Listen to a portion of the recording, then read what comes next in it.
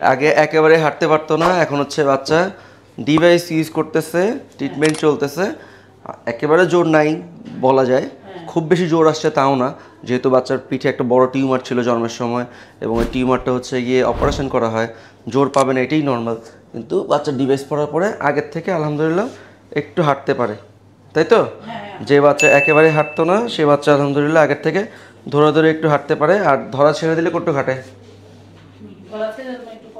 ধরা ছেড়ে দিলে কম হাঁটে, ধরে ধরে হাঁটে। হ্যাঁ, আগে একেবারেই হাঁটতো না।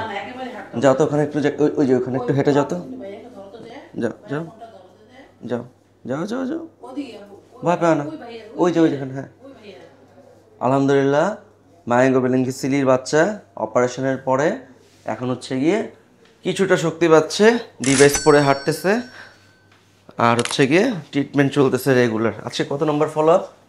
Second follow up. এর আগে একবার আসছিলেন শুধু। আচ্ছা, কোথায়? আচ্ছা, ঠিক আছে। নাম কি তোমার? আব্দুল্লাহ। এবিসিডি পড়ো? হ্যাঁ, আর কি পড়ো? ওয়ানও পারো, ঠিক আছে।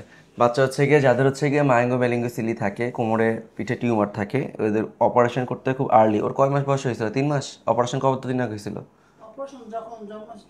জন্মের পরপরই অপারেশন করা লাগে। এরপরে কিন্তু তখন বলে দিছিল ডাক্তার যে বোধ পাবে না বা হাঁটতে সমস্যা হবে, কাউন্সেলিং করে দেওয়া হয় অপারেশনের আগেই।